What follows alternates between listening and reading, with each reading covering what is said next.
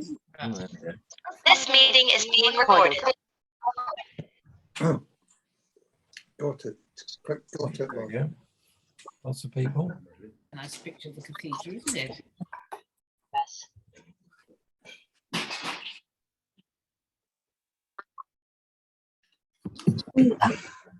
Are we doing? Lots of well-known friends. Well, it'll come up. We must mute. I don't know whether we are muted. I should put him in. You were unmuted. Oh yeah, sorry, that's me. No, hang on.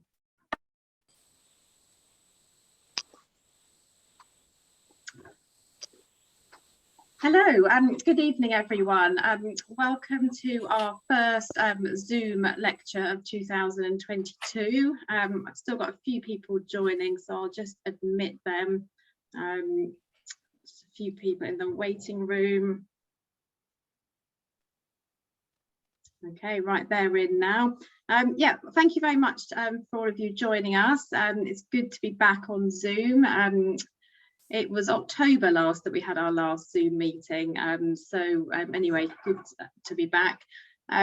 Welcome to, we've got quite a few new members actually who are joining us this evening, so particular welcome to them. And welcome to our regular Zoomers who've been with us for the past 18 months. And I know there are some members who maybe haven't joined in the Zooms, but obviously this topic is of particular interest to them. Just going to briefly run through how the talk works. I'm going to pass over to Bruce Parker in a minute to do some words of introduction about our speaker, Rosey. Rosey's then going to speak for about 40 minutes. At the end, there'll be an opportunity for questions. You can either put the questions in the chat or you can unmute yourself at the end and ask the question. And if there's anything you think of afterwards, please get in touch with me and Rosey can take some questions offline. If you could keep yourself muted during the talk, that would be wonderful. I am able to scroll through and mute you if you're not. So, but if you could do that, that would be great. So I will pass over to Bruce now. Yeah, hello, good evening, and as Lucy said, a big welcome to you all, and especially new members. So if you're new, Lucy's handed over to me because I'm chairman of the Friends, and especially a big welcome to Rosey, our lecturer tonight. Rosey used to be an economics teacher at Peter Symonds College, but I think decided that becoming a cathedral guide was a sort of challenge she needed in retirement, and realizing that Winchester, like most cathedrals, has many literary links, she used lockdown to do some research, and as I understand it, that's what we're going to benefit from with tonight's talk. And certainly talking to Rosey earlier in the week, I know you're not going to be disappointed by what she has to say. So anyway, that's enough for me. Again, welcome. Do enjoy the talk. Over to you, Rosey. Thank you very much, Bruce. Just a little mention about this photograph here, which I know some of you have admired. It's actually facing the north transept of the cathedral. So thank you very much indeed, Lucy and Bruce, for inviting me to speak to the Friends this evening and allowing me to share with you my enthusiasm for the cathedral's literary connections. I've only been a cathedral guide for about 4.5 years, so still have much more to learn. And I think these words from Charlotte Young's novel, Heartsease, are very apt. It takes half a lifetime to learn a cathedral properly. While undergoing my training, it gradually occurred to me that there were many literary connections other than Jane Austen. So I decided to investigate these links further in order to develop a special tour. And this talk is based on that research. One of the first books of interest I came across was Canon Bourne's book of the cathedral, published in 1920, which includes a chapter on literary memorials. As he reminds us, the cathedral and city's literary links go way back to the writing of the Anglo-Saxon Chronicle, the development of early English, and the illustrated manuscripts of the monks of St. Swithin's. However, I've concentrated on the period since the Reformation. And this slide summarizes the scope of my talk, which includes writers buried in the cathedral, Jane Austen, Izaac Walton, Elizabeth Montagu, and Joseph Warton, writers with memorials in the cathedral, Francis Francis and Charlotte Yonge, certain individuals buried in the cathedral who appear in important works of literature, such as Bishop Stephen Gardiner, and finally, writers who've been inspired by the cathedral building itself, such as Thomas Hardy and Tracy Chevalier. Given the limit of time, I've had to be selective, but I hope this will give you a taste of the extensive literary connections of our cathedral. I hope you'll forgive me for saying less about Jane Austen so that I can concentrate on some writers you may know less about. One of our most significant literary connections is with the biographer, Angler and Anglican of the 17th century, Izaac Walton, described by his biographer Stanwood as one of the most remarkable yet unprepossessing figures of the late English Renaissance. Walton is buried in what is now the Fisherman's Chapel, which also contains a window dedicated to him. On the great screen, there's a small statue of Walton, appropriately holding a fish, which was funded by the fishermen of England, calling themselves the Brothers of the Angle. Although Walton is best known today for writing The Compleat Angler, a book that has never been out of print and republished many times, his literary contribution to the genre of biography is, in the view of some, even greater. Some scholars consider him to be the father of modern biography, presenting a unique combination of intimacy and edification. Now, in any study of Walton, we must bear in mind that he was writing at a time of huge upheaval in England. Born while Elizabeth I was still on the throne, Walton was 32 when James I was succeeded by his son Charles. 17 years later, England was plunged into civil war. And following the execution of Charles I and the interregnum, the monarchy was restored with Charles II in 1660. With this also came the restoration of the Church of England, of great importance to Walton, now in his late 60s. Not a great deal is known about Walton's early life. In his modesty, he never wrote about himself, just about others. Born in Stafford in 1593, he left for London in 1608, aged 15, as apprentice to his brother-in-law as a sempster, selling fabric. Walton first lived in Fleet Street, in the parish of St. Dunstan's in the west. Between 1608 and 1613, he discovered poets and poetry and started to write poetry himself. With his genius for friendship, he found his way into the company of Ben Jonson and John Donne. Donne became vicar of St. Dunstan's in 1624, and apparently Walton was captivated by his sermons. With the company he kept amongst some of the most learned persons in London, Walton's own literary talent flourished. His first biography, The Life of John Donne, was published in 1640, 9 years after Donne had died. This was followed by biographies of Sir Henry Wotton, Richard Hooker, George Herbert, and Dr. Sanderson. In 1670, the first 4 of Walton's lives were published together in one volume, which was dedicated to his friend George Morley, who by now was Bishop of Winchester. In his own preface to the collected lives, Walton modestly wrote, "When I sometimes look back upon my own education and mean abilities, it's not without some wonder at myself that I am come publicly into print."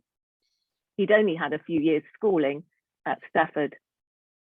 Walton's style was described as simple, unaffected, and charming, surprisingly modern and lucid for the 17th century. Even Charles I approved.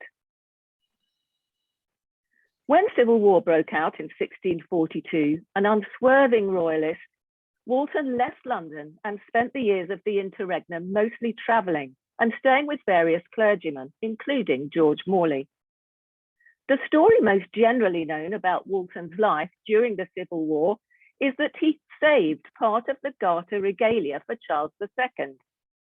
The Lesser George, an example of which is shown here, the medallion which attaches to the blue garter sash, passed through several hands before being placed in the trusty hands of Walton and later restored to the king. During the interregnum, Walton wrote The Compleat Angler, a book in the pastoral tradition. The art of fishing was introduced, defended, and expounded, with Walton quoting from many sources. He also included frequent excerpts of poetry from Donne and other well-known Anglicans. Walton's prose, as in all his writing, showed a love for balance. For example, I will tell you, scholar, I heard one say, I envy not him that eats better meat than I do, nor him that is richer, or that wears better clothes than I do. I envy nobody but him, and him only, that catches more fish than I do. In later editions, Walton's friend Charles Cotton from Dovedale in Derbyshire added a section on fly fishing. It's agreed by scholars of Walton that The Compleat Angler is so much more than just a fishing manual. Many claim its purpose was to offer comfort to Anglicans, especially sequestered clergy at the time. It's even claimed that the peacefulness of anglers was an Anglican critique of Puritanism. As in other Anglican texts, there's a lot of use of song. And also significant was Walton's defense of mirth, which put him firmly on the outside of official government policy at the time. He also defended the prayer book, which was outlawed by the Protectorate. There's debate about whether the use of the term angler is used by Walton as code for Anglican. Although the term Anglican wasn't in common use at this time, Stanwood points out that Anglicana Ecclesia was a term used for the institution of the church and its bishop. So possibly Walton was suggesting that the Anglican way leads to peacefulness. In 1662, Walton's friend George Morley was made Bishop of Winchester, with Walton now his steward. This was a long-standing friendship, and we know that Walton kept many books at Farnham Castle, and he wrote his remaining biographies there. In 1665, Walton's daughter Anne married a prebendary of Winchester Cathedral, who was also the rector of Droxford. So in the last years of Walton's life were spent living with his daughter in Droxford or in the Cathedral Close in Winchester.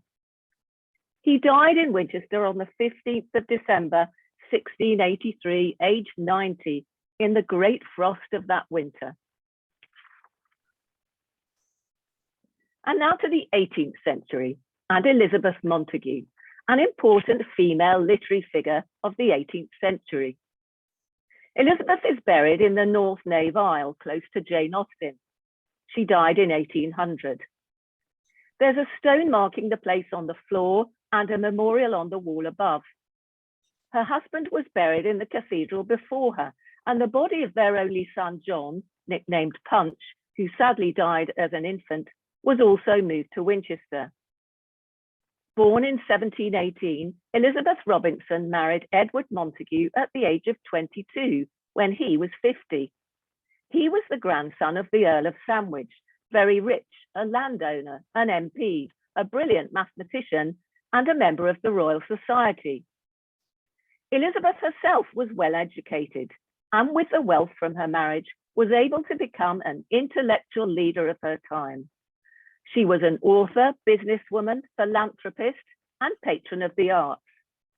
Her own most well-known literary work was an essay defending Shakespeare for his lack of a classical education. In the same way, she defended women writers of her day, who themselves had no access to a university education. Elizabeth was a well-known literary critic, but is best known for her salon and as a leading light in literary circles. At Sandalford, her Berkshire home, and in her London homes, she entertained such intellectuals as Samuel Johnson, David Garrick, the actor, Edmund Burke, the philosopher, Sir Joshua Reynolds, and was a patron to others, including the well-known writer Fanny Burney. Samuel Johnson christened her the Queen of the Bluestockings, the society of literary men and women that she hosted. Pictured here are some of her fellow intellectuals, her home in Portman Square, which was destroyed in the Second World War, and Sandalford, which is now a girls' boarding school. The Blue Stocking Circle was a group of writers, artists, and thinkers who met in the homes of a few wealthy patrons.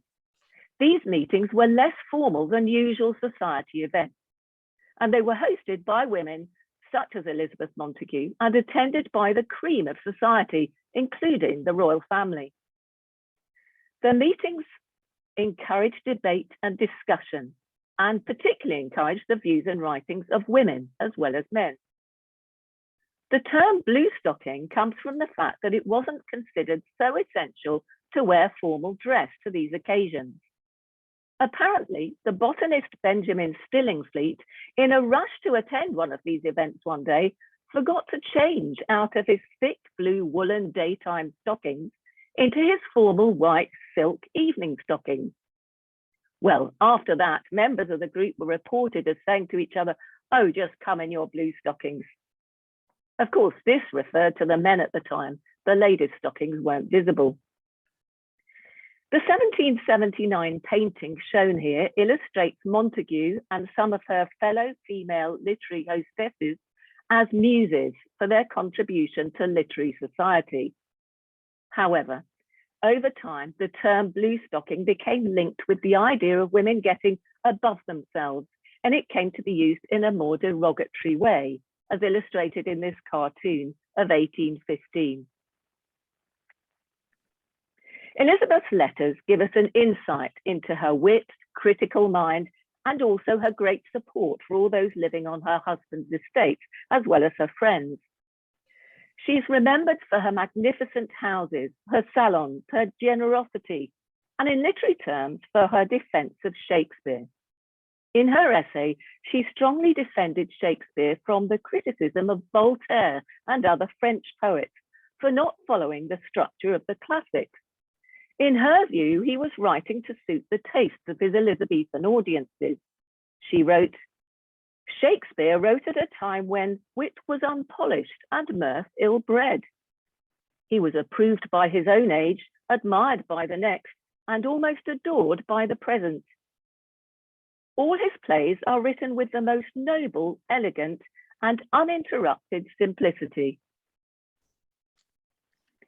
Elizabeth had a number of links to the cathedral. She visited on her own and with friends, she attended services, and particularly admired the simplicity of the building. Among her close friends was Hester Chapone, a fellow bluestocking who wrote about the importance of education for women. Hester's uncle was John Thomas, Bishop of Winchester from 1761 to 81. Hester spent a lot of time at Farnham Castle with her aunt and uncle, and Elizabeth visited them at the castle too. Following a visit to the cathedral with friends, Elizabeth wrote, "The building, which is the neatest of the Gothic kind and rather grown reverent than old by time. The turbulent William Rufus lies here very quiet in a stone chest. In another place, of all the pride and ambition of the Cardinal Beaufort, there remains only a mitred monument.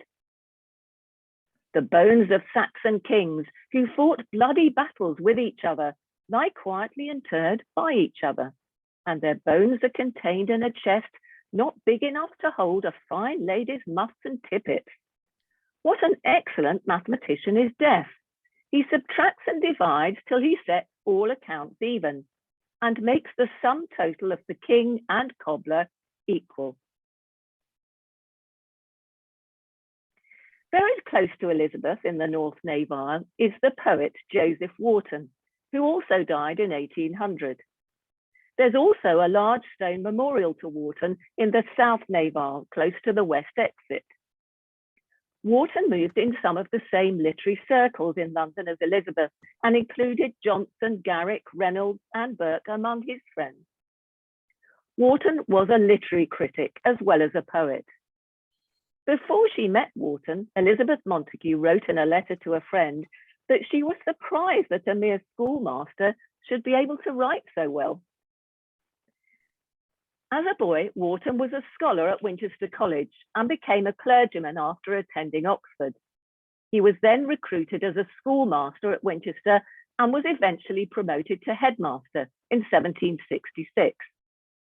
The book Wickhamica, published in 1878, has a chapter devoted to Warton's career at the college. His many good qualities are listed, including his mild and kindly temper, good humour, his profound appreciation of genius, and inspiration of his pupils. It is said he was universally beloved.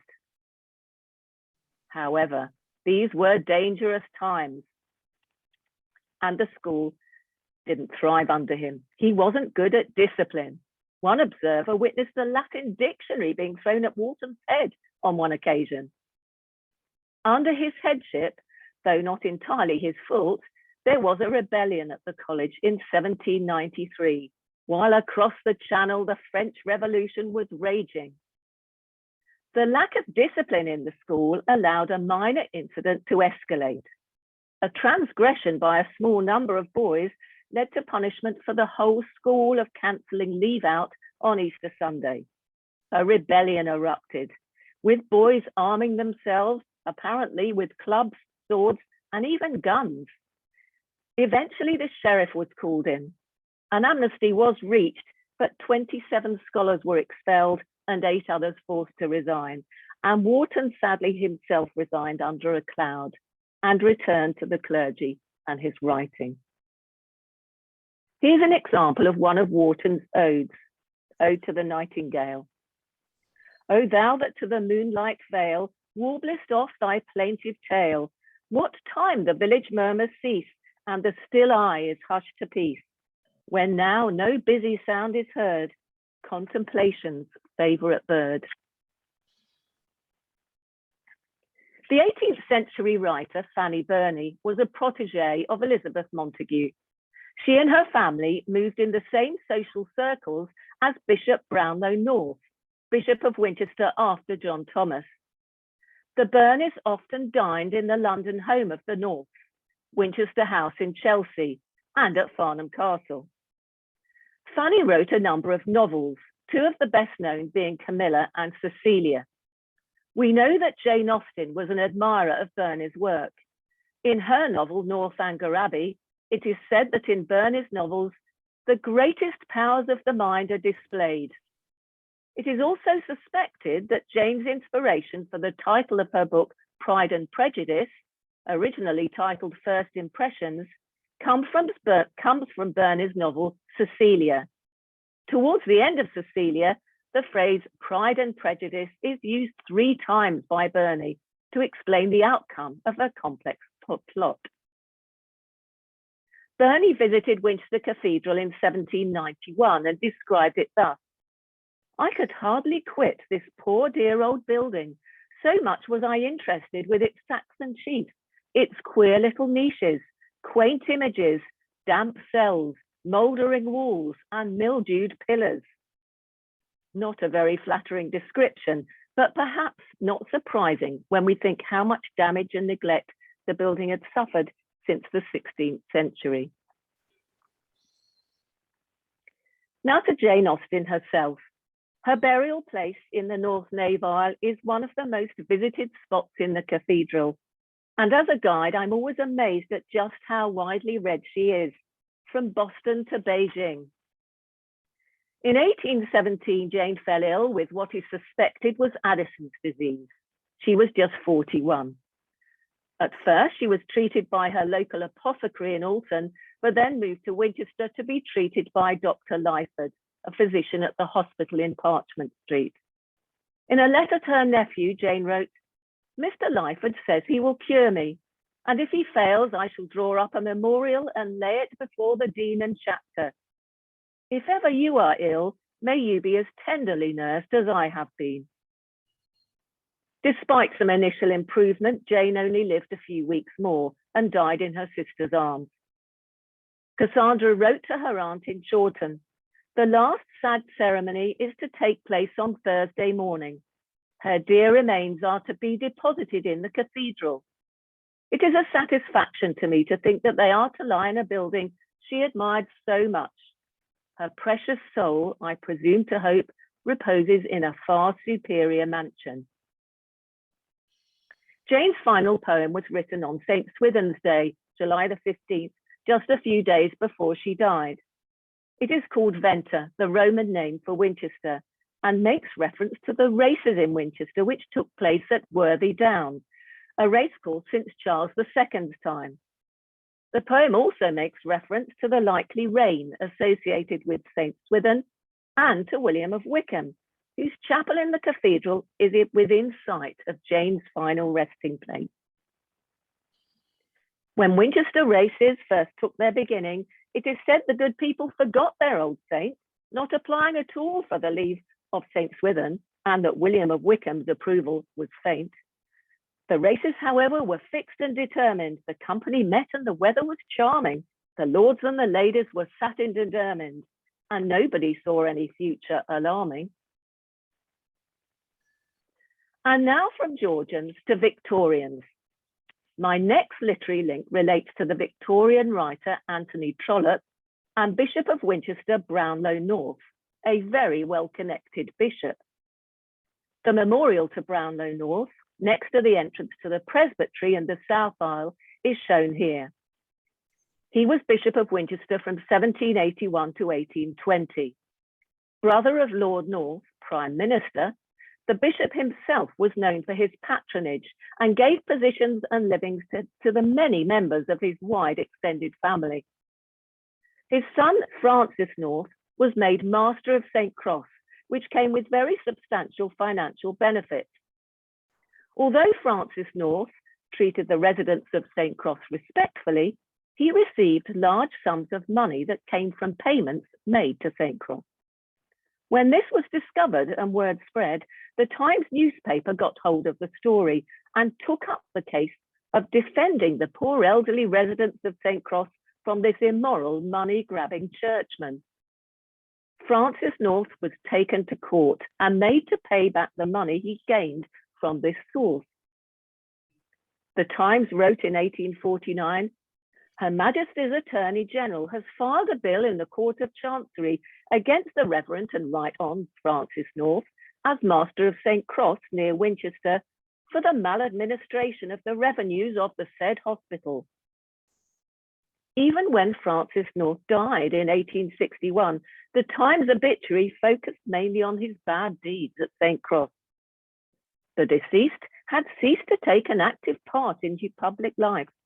The history of his connection with St. Cross would require many columns of our paper, but all the world now knows how that noble institution was for 40 years plundered by its appointed guardian. This scandal became the basis for Trollope's novel, The Warden, the first of his Barsetshire novels. Anthony Trollope attended Winchester College as a scholar for a few years.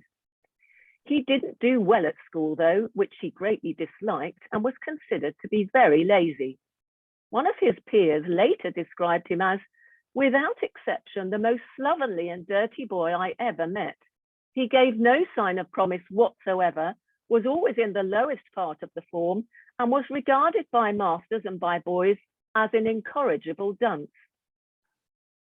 Trollop failed to get into Oxford or Cambridge and went to work for the post office, which is where he remained for the rest of his career. However, in his spare time, he started to write, and he was a very disciplined writer. He became one of our most prolific Victorian novelists. His obituary in The Wykehamist generously stated, no writer of the present generation, Charles Dickens excepted, has afforded to multitudes of people more wholesome and innocent mental pleasure than Anthony Trollope. Wykeamists have every reason to be proud of him. Trollope certainly knew Winchester and would have been familiar with St. Cross, not least from his walks up St. Catherine's Hill and swimming in the Itchen when a schoolboy. He was disapproving of the diversion of money meant for charitable means by churchmen, but equally disapproved of the newspaper taking the moral high ground. And in his novel, The Warden, he treats Mr. Harding, the master of St. Cross, very sympathetically. But the newspaper in the book, the Jupiter, and its reporters are portrayed as some of the villains. Here is an extract from chapter 2 of The Warden. Mr. Harding has now been precentor of Barchester for 10 years, and alas, the murmurs respecting the proceeds of Hiram's estate are again becoming audible. Such matters have begun to be talked of in various parts of England. The well-known case of the Hospital of St. Cross has even come before the law courts of the country. Men are beginning to say that these things must be looked into. Interestingly, another character in the novel is a boy named Soapy Sam, son of pompous Archdeacon Grantley, no doubt named by Trollop after Bishop Samuel Wilberforce. Like Lord North, Mr. Harding had to resign his post. However, he was able to take up a living close to his beloved cathedral at a small church which sounds just like St. Swithin's in Kingsgate, a church Trollop would have known well. The church is a singular little Gothic building perched over a gateway through which the close is entered. Still, it is a perfect church.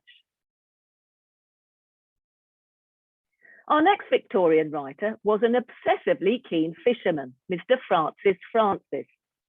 Although not living in Winchester, Francis was a frequent visitor to the area, and there's a memorial to him in the North Nave Isle. The reason for his frequent visits to the area was to fish for trout in the River Itchen. Francis was born in 1822 as Francis Morgan, the son of Captain and Mrs. Morgan. However, a local wealthy landowner named Mr. Francis offered to name Francis Morgan as his sole beneficiary, provided he changed his name to Francis. This he did, and duly inherited Mr. Francis' wealth. This wealth allowed him to indulge his great passion in life, which was fishing. He wrote many books on fishing, was fishing editor for the Field magazine for many years, invented a number of fishing flies, such as the Spey dog, fishing on the Spey in Scotland, and apparently was responsible for introducing the brown trout to rivers in Australia and New Zealand. This was quite a career in fishing circles. Writing in his book Angling, published in 1867, Francis wrote, "When first infected with the fever of angling, more years ago than I care to count up, my ambition was to catch every species of freshwater fish, from the minnow up to the salmon, which inhabits our British waters. That satisfied, my next ambition was to write a work which should contain the fullest and most varied information upon angling generally which had ever been published." Every year, Francis came to the Itchen for the Mayfly mess. This extract from the Field magazine describes his stay at the Royal Winchester with his trout fishing colleagues. "One of the pleasantest institutions within my experience is the Mayfly mess, which we annually hold for the first fortnight in June at the Royal Winchester. 7 cheery old anglers who meet at the above hostelry and chum together.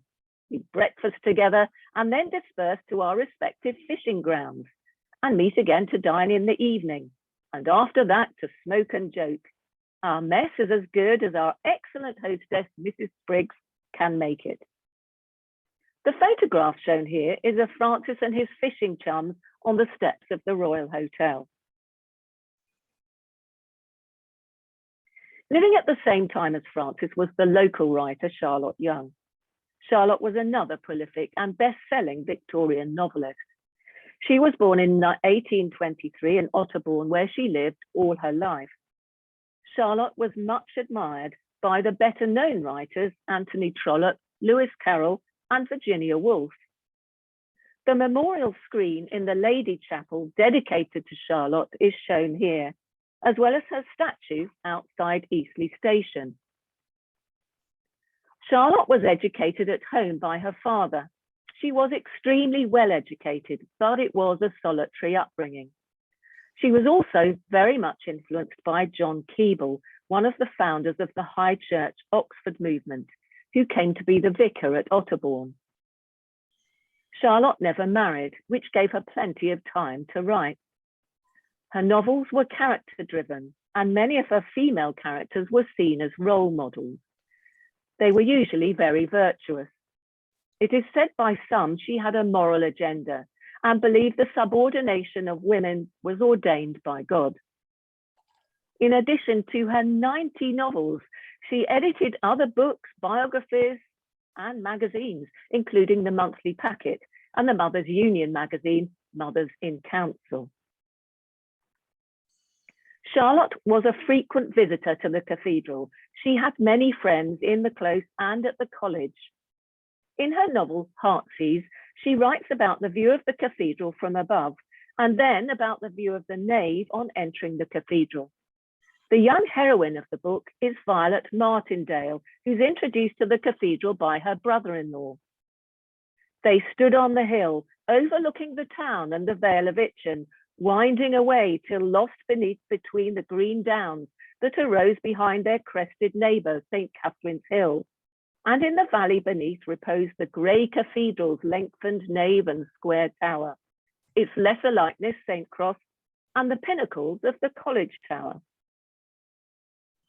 As they entered and stood at the west door, looking down the whole magnificent length of nave, choir, and chapel, the embowed roof high above, sustained on massive pillars, she uttered a low murmur of "beautiful," and there was a heartfelt expression of awe and reverence on her face.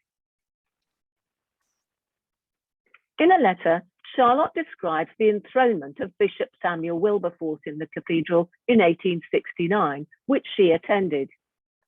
"I never saw a bishop in our throne, and I never saw the cathedral like it was today.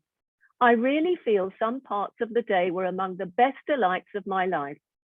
To see that dear old cathedral, which in some respects is one of the things I love above all, doing as it ought to do, and ringing from everywhere with its voice, and overflowing with white robes, was something precious and delightful beyond all. The old dean did everything, and was at the mayor's déjeuner when I came away from the deanery."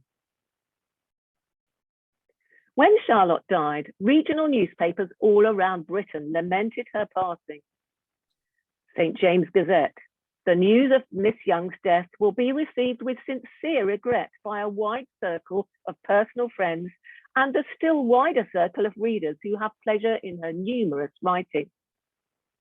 Penny Illustrated: "A novelist whose works delighted myriads of Englishwomen in the Victorian era."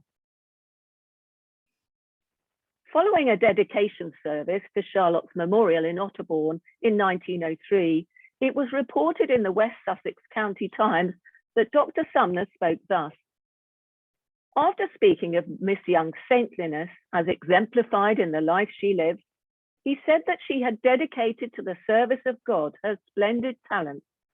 What a difference between her works and the books which were now issued now in such great number, whose influence was to debase." So now to another Victorian writer, Thomas Hardy. Hardy lived in nearby Dorset from the 1840s to the 1920s, and is of course best known for his Wessex novels. Winchester and its prison features in the final chapter of Tess of the D'Urbervilles, one of his most popular novels. But it's in one of Hardy's short stories that we find the cathedral. The story is Lady Mottisfont, and is in a collection called A Group of Noble Dames, with each short story featuring a different lady. The book was reviewed in the Illustrated London News in 1891. The recollections of the Wessex antiquaries are distinctly racy.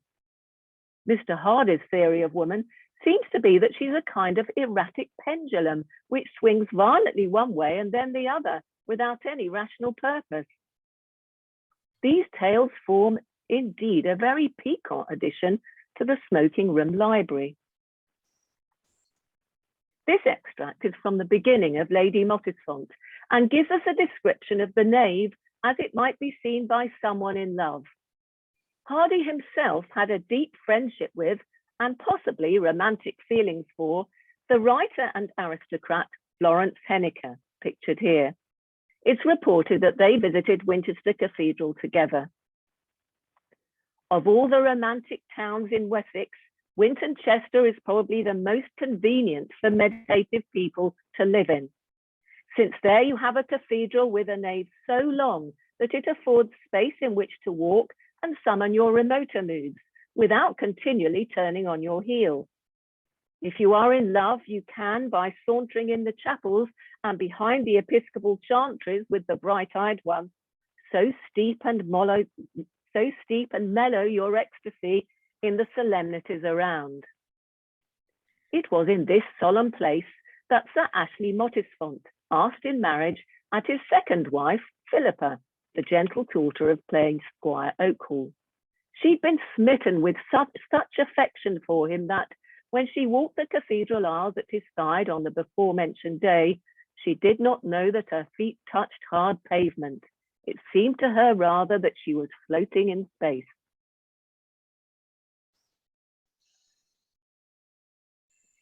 "100 years apart, the two great English poets, John Keats and Wilfred Owen, both visited Winchester. Both poets sadly only lived till they were 25. Owen was greatly influenced by Keats. Owen's visit was in 1917 when he was on leave from war duty with shell shock. His biographer Cuthbertson believes that Owen's poem, A Tear Song about a Chorister, was inspired by visiting the cathedral.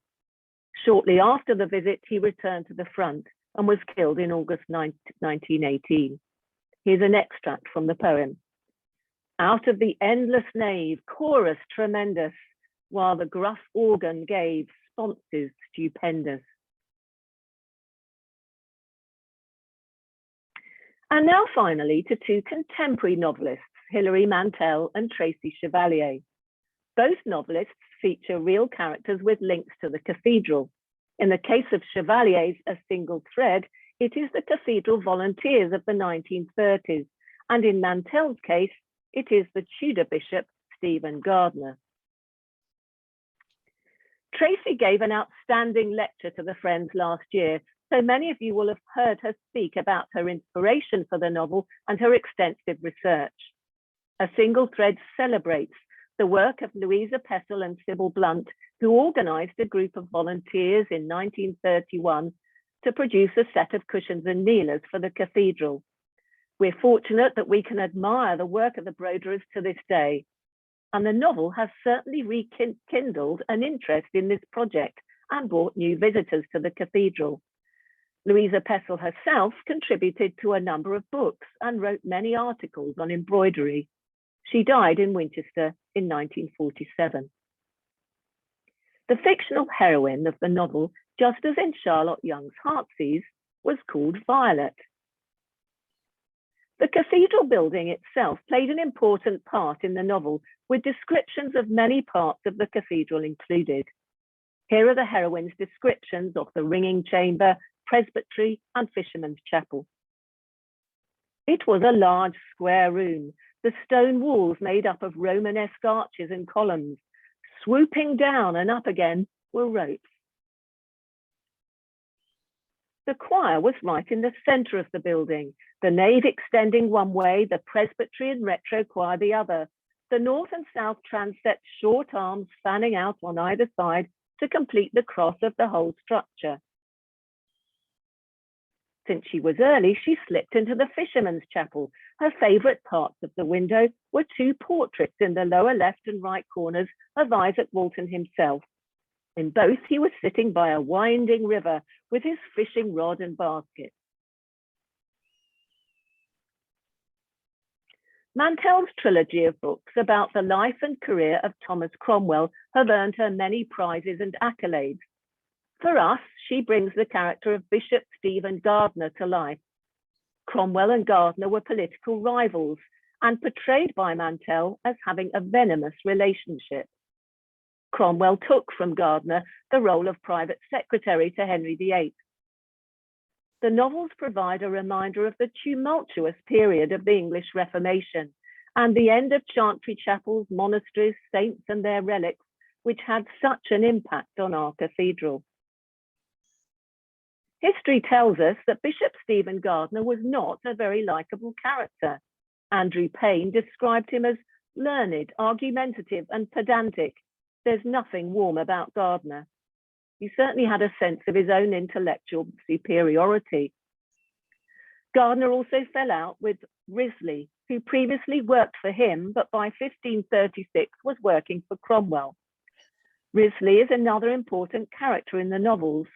And of course, we know him as the man who was largely responsible for the act of the destruction of Swithin's shrine, while Gardner was in France. Writing nearly 400 years before Mantel, Shakespeare featured Gardner in his little performed play, Henry VIII, and portrayed him as a smooth flatterer of Henry, very anxious to keep his approval. Dread sovereign, how much are we bound to heaven in daily thanks that gave us such a prince, not only good and wise, but most religious, one that in all obedience makes the church the chief aim of his honour. In Mantel's first novel of the trilogy, Wolf Hall, one of the early meetings between Cromwell and Gardner is described thus from the thoughts of Cromwell. It's wet, and for a night in April, unseasonably warm, but Gardner wears furs, which look like oily and dense black feathers. He stands now ruffling them, gathering his clothes about his tall, straight person, like black angels' wings. In the second novel, Bring Up the Bodies, about the period of the rise and fall of Anne Boleyn, Gardner is described thus. When Stephen Gardner comes into a room, the furnishings shrink from him, chairs scuttle backwards, joint stools flatten themselves. The woolen Bible figures in the king's tapestries lift up their hands to cover their ears. In the final novel, The Mirror and the Light, the relationship between Cromwell and Gardner develops from intense dislike to hatred and condemnation. With Gardner about to return from France to his palace at Winchester, Risley says to Cromwell, "I imagine the bishop's return would be as welcome to your lordship as hemlock in a salad." When doctors asked Cromwell who he'd like to attend him if his fever worsened, he replied, "Not Gardner. If he saw me on my deathbed, he would tip me out of it, so I should die on the floor." Finally, with Cromwell now in the Tower, Gardner says, "You look very ill, Cromwell. There's a rumour flying around that you are dead." And of course, he soon was.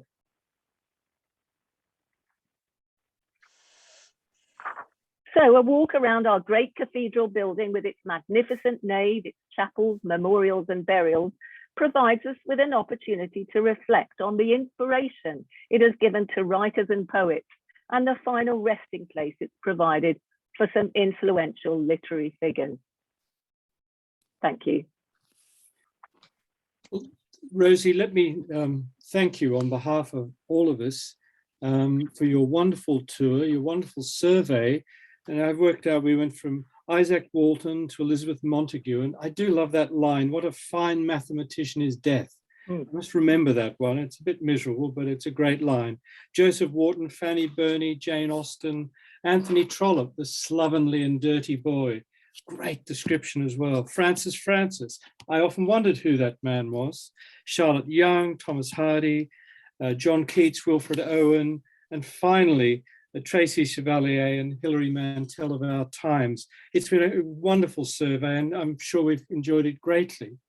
Now, before anyone else can get in a question to you, and Lucy lets fly what goes on chat and elsewhere, I want to have the first question, which is, which of all your literary links authors has been a real discovery for you? Who have you found? And would you recommend one of their books for all of us to read? The floor is yours, and many thanks, Rosey. Okay, thank you, Tom. I think the real discovery for me was Izaac Walton's biographies, because I hadn't read them at all before, his lives. I had heard about them, and I had dipped into the Compleat Angler. I found them surprisingly easy to read, and he certainly told a good story. It was a lovely blend, really, of anecdote and characterization. And of course, in some of these cases, he was writing about good friends who he greatly admired. And he certainly did them justice, even though he was very modest about his own writing. For example, in Warton's biography, Walton tells a fascinating story of how he had worked for the Earl of Essex, and when Elizabeth I beheaded Essex, Warton escaped to France and then into Italy. He heard of a plot to kill King James VI to prevent him succeeding Elizabeth I on the throne.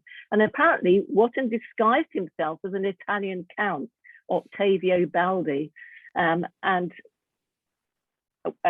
warned James VI, and was later thanked by him for that. Also in John Donne's biography, I was surprised to learn he spent some of his early years in Pyrford, which is where I grew up as a child, and the house he lived in was just behind where I lived. I found that fascinating. So I think that was the greatest discovery for me. Of course, I've always liked Thomas Hardy, and I hadn't heard of these particular short stories before, so that was another nice discovery. Thank you very much. Thank you, Rosie. Right, now I just wanted to see if anybody has got any questions. Can I just ask one, Lucy? Certainly, Bruce. Yeah, I noticed in your bookshelf, the only Trollop you've got there is the Warden. And I'm wondering, I've read the Barchester novels, actually, more times than I care to remember. I can't think of, I know the Warden is directly related, if you like, to Winchester and St. Cross and all the rest of it. Does Trollop actually represent Winchester at all in any of them, or is it? Do you think is it Salisbury? Salisbury always claim that the stuff's based on them. I know that. About that? Yes, I don't think, although I've read them all before, I've only recently reread The Warden, but I don't remember any particular references to Winchester other than in The Warden. Yes, I've read too, there's lots of debate about whether it was Winchester or Salisbury he was representing, and it's probably elements of both. Certainly he knew Winchester well, and so we could claim it's Winchester. Yeah, he was a boy at the college, wasn't he? He was a boy at the college. Head of the post office, I think he put the he managed to put that letterbox opposite the Wickham Arms. I think that's the claim. Yeah, so I think it's probably a mix of the two, Salisbury and Winchester. Thank you. Okay, are there any other questions from anybody else? You're all silenced with all the information. Well, as I said, if you do think of any questions, please email them through to me. I'm sure Rosie will be very happy to answer them. We've got our coffee morning tomorrow, which I know some of you will be coming along to, and we have actually had quite a lot of discussion about books when we were on our Zoom coffee mornings, and we've sort of carried that on to the physical coffee mornings. I know there's been some discussions about various authors, so anybody who's at the coffee mornings tomorrow might have some book talk. Just to say finally, thank you very much to everyone who's made a donation for the talk. I will be sending out the donation link again later. We've got another Zoom talk on Wednesday, the 2nd of February. I know some of you have already signed up. It's a slightly different talk. We don't normally talk about kind of current affairs, and we normally really focus on the cathedral, but it's a Winchester talk. One of our members, who's a cathedral guide, Angus Somerville, he's a member and also the chairman of the independent monitoring board at the prison, and obviously that's a key thing we have in Winchester, so it's really a good chance to find out a bit more about what goes on in a very different part of our city. So I hope as many of you will join that. I'm sure it's going to be very interesting. You'll probably have all received the mailing with the details of all the talks through till June. I know lots of you have signed up already. The plan is that all of them are going to be accessible on Zoom, but from March we will be back in the Paulwood House, so people who want to come along can do that. And we're very excited that we've got getting some new kit, which means we can do a hybrid event, which we're taking delivery of on Wednesday next week. finally, just to say, actually, I know Rosey mentioned Tracy Chevalier's talk. We do still have the link to that talk, the link to the recording. So if anybody would like to view it, that's the only talk we've sort of charged for the recording, but that was because we charged people at the time. But it is a wonderful talk. So if you do want access to that, please email me and I can get that sent to you. So unless there's anything else from anybody, we will finish now. I'd just like to say the final thank you, if I may, to Rosey. I thought that was fascinating, and I do see on the chat there that everybody's saying excellent talk, very interesting, fascinating. So Rosey, thanks so much. Thank you. Thank you.